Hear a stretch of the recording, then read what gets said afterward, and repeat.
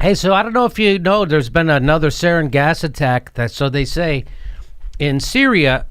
Now, I just want to remind everybody, if you watch the videos on the show, you know that what the government and what the media tell you about what's happening in Syria is often, if not always, not true.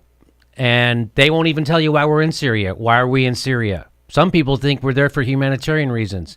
We have set the Mideast on fire. But some people still think we want to help people. Used to be they made weapons to fight wars. Now they make wars so they can use their weapons. I saw that a beam. That is so true. Mm-hmm. So I'm just going to take you back to 2005, CNN, Christine Amanpour interviewing Assad. This is what they were saying in 2005. You know, the rhetoric of regime change is headed towards you from the United States. They are actively looking for a new Syrian leader. They're granting visas and visits to Syrian opposition politicians.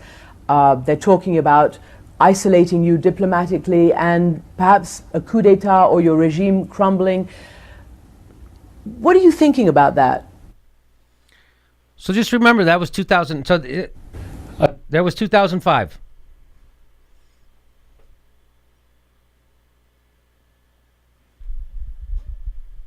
So are we still there for humanitarian? So I don't know if you remember in 2013, a lot of people don't remember this. They said there was a sarin gas attack in Syria, and Barack Obama had drawn the red line in the sand. Remember that? Mm-hmm. And then they crossed it because they said there was a gas attack. They attacked the Syrians use sarin gas. And so that was the red line, and Barack Obama was gonna attack them. We have to bomb them. I was on the Young Turks at the time on Current TV. And I remember Steve-O and I were against it, the bombing of Syria, and everybody else was for it. They thought, if they gas, you got to do something. They gassed 1,400 people, we got to do something. And I was like, even if they did do that, bombing isn't going to fix it. And who cares? So they kill someone with gas. Now we're going to kill people with bombs. Is it slightly better? Slightly less worse? Not as horrible? You're killing somebody. So turns out Seymour Hersh, who's a award-winning journalist, he wrote in the London Review of Books, whose sarin was it? I'm talking about the last attack, 2013. And this will help inform what happened, because it was a fake attack. It did. He says, in recent interviews with intelligence and military officers and consultants, past and present, I found intense concern and on occasion anger over what was repeatedly seen as the deliberate manipulation of intelligence. This is around the first gas attack in 2013. One high-level intelligence officer in an email to a colleague called the administration's assurances of Assad's responsibility a ruse. So back then they were saying this is Seymour Hersh's reporting. He's an impeccable reporter. And he was saying back then, high-level intelligence officers were saying it was a ruse, that it was Assad that did the attack. The attack was not the result of the current regime, he wrote. A former senior intelligence official told me that the Obama administration had altered the available information in terms of its timing and sequence to enable the president and his advisors to make intelligence retrieved days after the attack look as if it had been picked up and analyzed in real time as the attack was happening. The distortion, he said, reminded him of the 1964 Gulf of Tonkin incident, when the Johnson administration reversed the sequence of National Security Agency intercepts to justify one of the early bombings of North Vietnam. So I don't know if you know, Gulf of Tonkin, that's what they did so they could have their Vietnam War, and we all know now that it was made up. The same official said there was immense frustration inside the military and intelligence bureaucracy. Quote, the guys are throwing their hands in the air and saying, how can we help this guy, Obama, when he and his cronies in the White House make up the intelligence as they go along?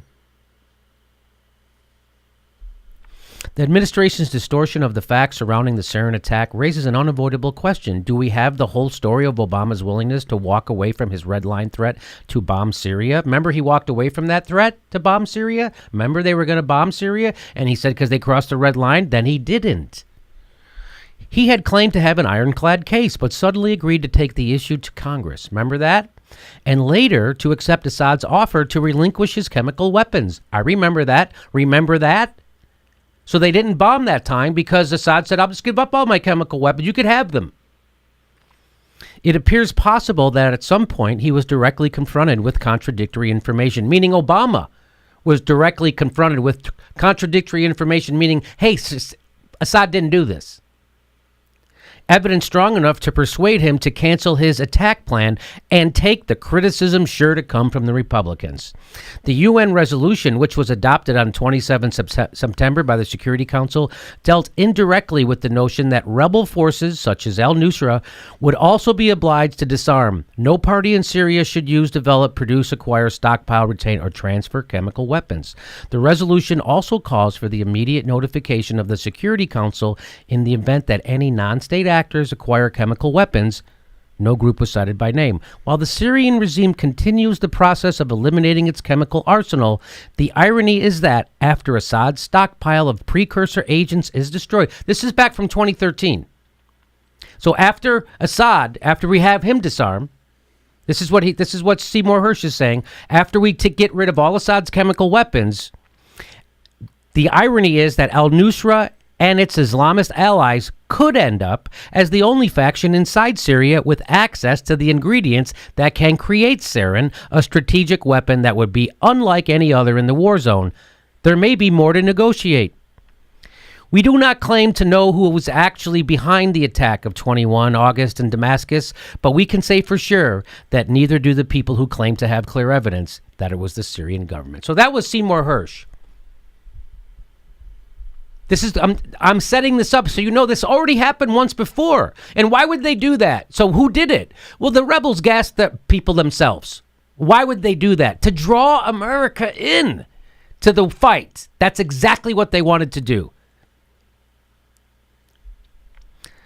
This is from Mint Press News. They reprinted an article from Counterpunch. Hersh vindicated. So this is Seymour Hersh. He was the one. He was like the only guy out there saying that, hey, this gas attack. So this is the headline: Turkish whistleblowers corroborate story on the false flag sarin attack in Syria. Here it is. This is quite a bombshell delivered by two CHP deputies in the Turkish parliament. And reported by today's Zaman, one of the top dailies in Turkey. It supports Seymour Hersh's reporting that the notorious sarin gas attack at Ghouta was a false flag orchestrated by Turkish intelligence in order to cross President Obama's chemical weapons red line and draw the United States into the Syria war to topple Assad. That's what it was. CHP Deputy Secker spoke after Erdem, pointing out, those are the two guys, pointing out that the government misled the public on the issue by asserting that sarin was provided by Russia. The purpose was to create the perception that, according to Seeker, Assad killed people with sarin, and that requires a U.S. military intervention in Syria. Two deputies from the main opposition Republican Party have claimed that the government is against investigating Turkey's role in sending toxic sarin gas. Turkey's role. So these are Turkey people in Turkey's parliament saying that the Turkey government is thwarting an investigation into this sarin gas thing because they don't want it to get out that they were the ones who provided it. The government is against investigating Turkey's role in sending toxic sarin gas, which was used in an attack on civilians in Syria in 2013, and which over 1,300 Syrians were killed. So the Turkey government didn't want it. They thwarted an investigation of where that sarin gas came. These two guys inside in their parliament say it came from us. CHP deputies Aaron and Ali Seeker held a press conference in Istanbul on Wednesday in which they claimed the investigation into allegations regarding Turkey's involvement in the procurement of sarin gas, which was used in a chemical attack on civilian population and delivered to the terrorist Islamic State in Iraq and the Levant ISIL to enable the attack, was derailed. So the investigation was derailed. So they backed up. So the last one A false flag. Totally BS. This new one, does it make sense that they would do this? Because they're winning. Syria's beating back the rebels now. But you're not going to hear this on the mainstream news. You're not going to hear this on the mainstream news. You are not going to hear this. Here's another one. Qatar, by the way, which is wanting to overthrow Assad because they want to put that natural gas pipeline. Oh, by the way, that's another thing they never say. Why are we in Syria in the first place? Because there's a natural gas pipeline that Qatar wants to send through Syria into Europe. And Russia doesn't want that pipeline with natural gas because Russia likes to sell fossil fuels to Europe. They don't want the competition. In fact, it's almost of their economy, Russia, selling fossil fuels. So they don't need the competition. So Saudi Arabia, Qatar, the United States, they all want to overthrow Syria. So they get that pipeline through. And plus, Israel has their own reasons for wanting to overthrow them, too. You're treading a pretty radical idea here, Jimmy, that the United States might be willing to go to war over oil. I don't know if that's ever happened before. I don't know if it's ever happened before. So here's Qatar did this before with Syria. One fake at a time. Qatar's morgue photos. These hospitals were slaughterhouses, a journey into Syria's secret torture wards. That was what they were saying in Qatar about Syria. Oh, they have torture wards. But turns out Qatar claimed photos from an anonymous Syrian defector showed thousands tortured to death. 1 year later, Human Rights Watch, while trying to back that claim, admitted that almost half the morgue photos showed dead army soldiers or members of the security forces and crime scene photographs taken in the aftermath of attacks, from incidents including the aftermath of explosions, assassinations of security officers, fires, and car bombs. So that was, again, false flag, made up.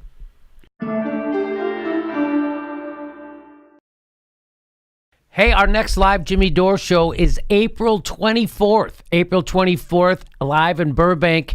We do 2 shows a month, live shows, so get your tickets right down there, jimmydorcomedy.com.